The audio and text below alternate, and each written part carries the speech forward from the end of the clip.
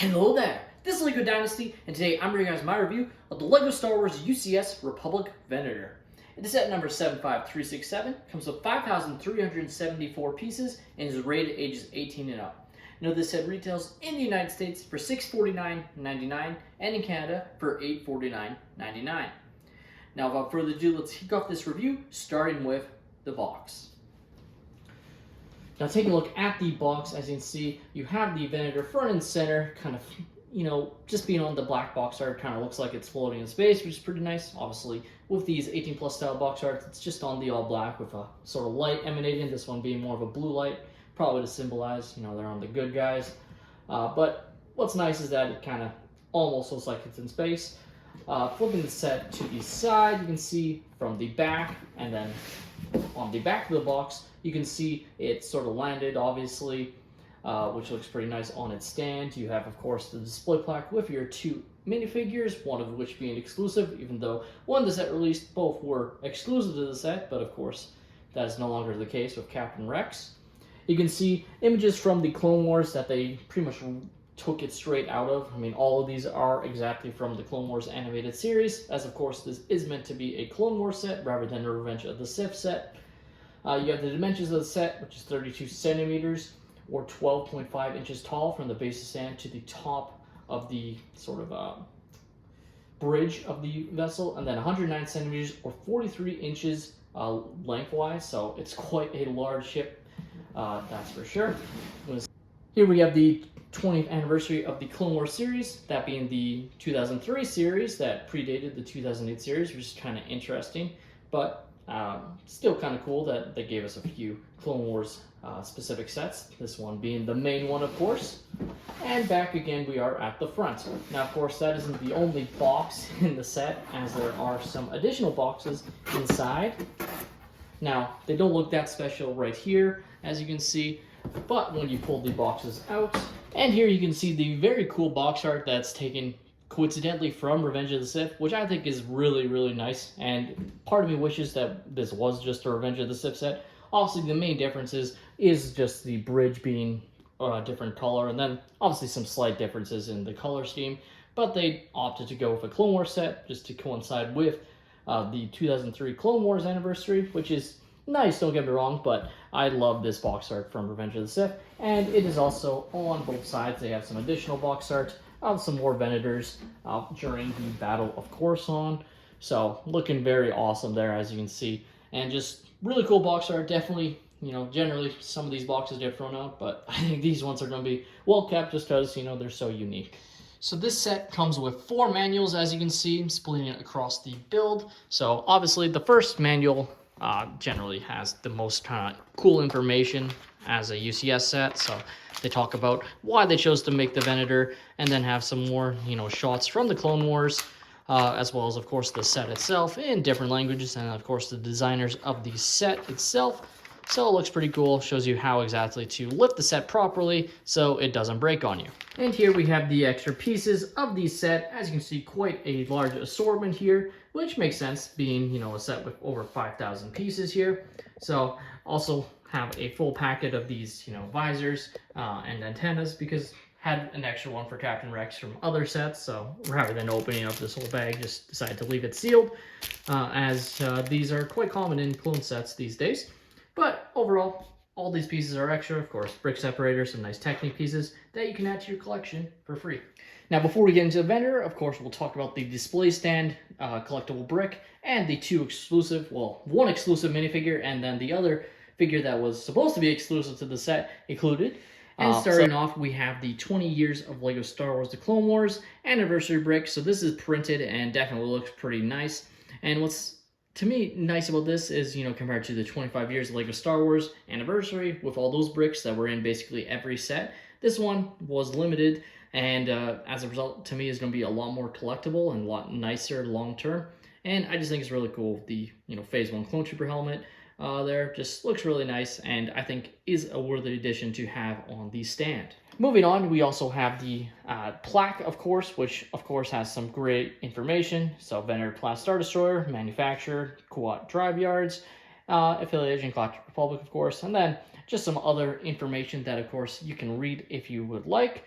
What's nice about these plaques is, of course, they are now printed. So rather than being stickers like they used to be for years, and it's definitely pretty nice. The only thing that's sort of a negative is they still haven't figured out how to print on these plaques without resulting in this little dimple here.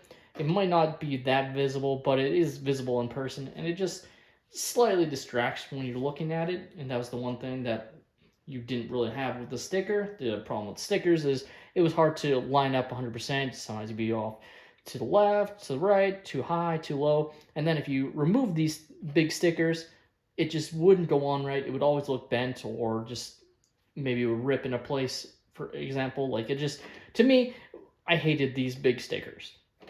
But I am glad that they have decided to go with printing these. Just long term, hope they can eventually change that dimple, because there are other companies that are printing on Lego without having to result to having this dimple. So, and of course, we have the 2 exclusive minifigures included in the set, or at least one, that being Admiral Yularen, as Captain Rex is no longer exclusive, as it is the exact same figure included in the Captain Rex Y-Wing Microfighter.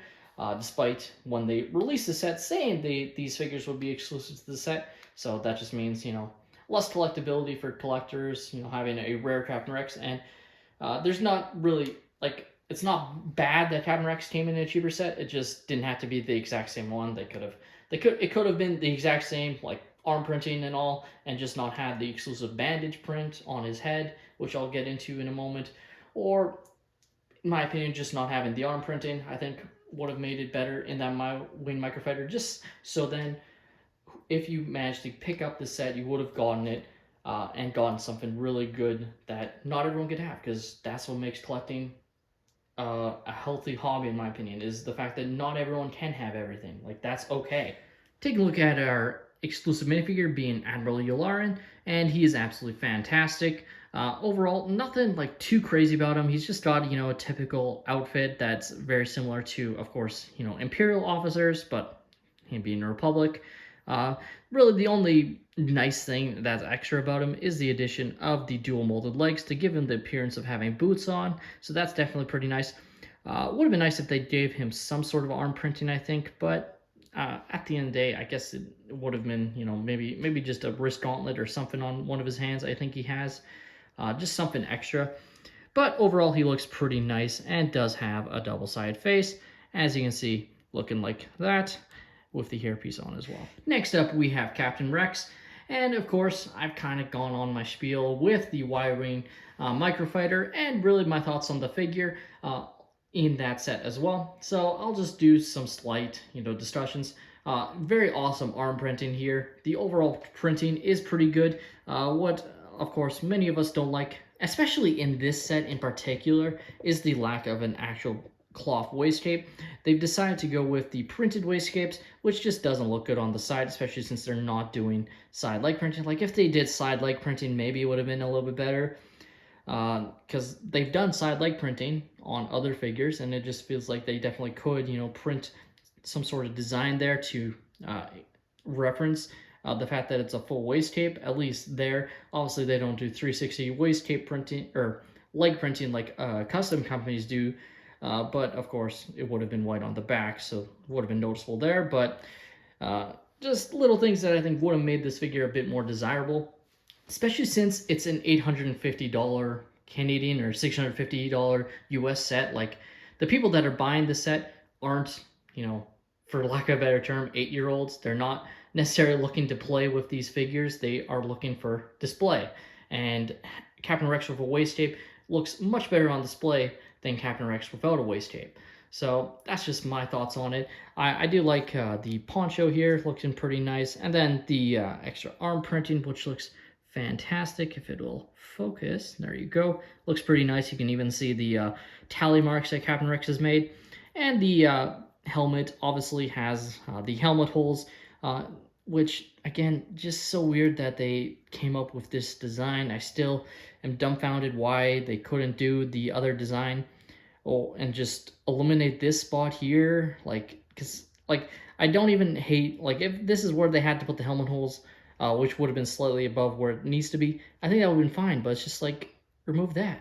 That's all you need to do, and then it doesn't look as bad. Like, it's a very minor thing, but basically, if you're unsure, like, this is where the helmet hole is supposed to be. That's where it's supposed to connect. But for whatever reason, design-wise, they lost the ARC Trooper mold, which was a slightly different mold, but actually was able to accomplish this of having just the visor hole in the correct spot. And they came up with this design, and it looks fine. In particular, if you have a clone with visors, so like Commander Cody, don't mind it at all. But on every other clone trooper that either doesn't have these antenna pieces or even does have the antenna pieces, it just looks off when you're looking at it, in my opinion. Of course, like I said, he does have an exclusive face print, that being the bandage of when he removes the inhibitor chip from the Clone Wars Season 7, so that's a definitely really nice addition there. But again, just something that I feel like could have been exclusive to this set, and they just gave the Huawei Microfighter a slightly different face print. But that's just my opinion on it. At the end of the day, it's really nice that we got Captain Rex back after all these years. Just wish he was done a little bit better. Now take a look at the Venator itself, and I have to say, I absolutely love this set overall. There's some minor nitpicks, mostly in the regards of the use of the stickers and how it just looks completely different colors. Like, I don't know how they're struggling like that these days, because I feel like in the past it wasn't this bad. And I'm talking 10, 15 years ago when I was, with stickers put on sets, I don't feel like they looked that off color-wise compared to now. But I have to say, like, the overall design looks fantastic. Of course, you have the red bridge, as I referenced, to represent it being from the Clone Wars. I believe it is meant to be Anakin's flagship as well. So that's definitely pretty nice. Obviously, it has Admiral Yularen, who's Anakin Skywalker's general during the Clone Wars, or Admiral, I mean, of his Venators. So you have the really nice design here. Like, they really captured it. You have the guns that do have some swivelability here. It's obviously not perfect, like it's not on like a track or anything, so you're just moving it on its own, so it can easily pop off. But it still is pretty nice, and you can play around with it a little bit and put it into a position if you want to have them all like angled a certain way. Of course, though, as you can see, it's not like the most secure, so definitely got to be careful, otherwise it can fall apart quite easily in that section in particular. You do have some other areas here to represent some cannons and other sections. You have, of course, the little bridge here, or not bridge, you have the hangar bay here, which in this case is closed compared to the other side, which I will show in a moment when I flip the set around. And just in general, I think it looks fantastic. So the next section I want to highlight is the engines, which I think are absolutely outstanding. And they just look really cool. They have this really nice gunmetal color scheme that I think absolutely captures the look pretty extraordinarily well, I have to say. And it just looks really awesome. What's also nice is I feel like, at least for now, they've managed to hide the sag that I saw with the UCS Star Destroyer, for instance. So time will tell. Obviously, chances are it's going to sag over time, but that Star Destroyer one started sagging pretty instantly, and this one just, I mean, there's some slight sag, but it's nowhere near as extreme, in my opinion. So definitely they're getting better, and that's just stronger Technic pieces and building techniques that are helping there. And just in general, like, I guess some sag is expected just due to the weight. Like, you add this much plastic, it's going to get heavier, especially the farther out you go. But still, I feel like they've done a great job mitigating that. Now, flipping the set around, yeah, it's going to be very similar. Really, there's only one main section that's different, and that's the hangar bay right here. That actually has the one Easter egg being the Republic gunship flying out. Obviously, it's a reference to the UCS Republic gunship, as this set was designed by that same designer. And obviously, they're some of the best UCS sets ever. And look pretty good, and it's a pretty, simple design, just a few studs here, as you can see, but still looks pretty nice and works quite well for what is represented. And just continuing on, you can just see the really nice greebling designs. Obviously, it was also on the other side, as you can see, just all around the edges. I think it's excellent, just looks awesome in person as well. Like, they've really managed to capture the textured look of the Venator quite well, in my opinion, and it's definitely just really beautiful to see in person, I have to say. So of course, like I said, there's only really one main thing that I dislike, and that's these stickers. There's also a couple on the back of the engines here, but just highlighting these ones as they're the most visible. And it's just, you can see it on camera, like the color scheme is completely off. And realistically, it just means should have just been printed. Apparently, they responded to someone in the Vassar network that they had trouble printing on these parts for some reason.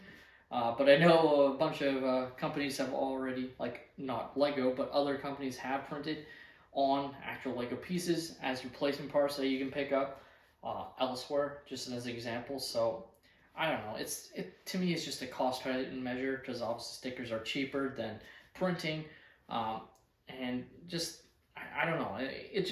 It's the only thing that I feel like detracts from the overall look of the ship, which is really unfortunate because I think this is an absolutely gorgeous model.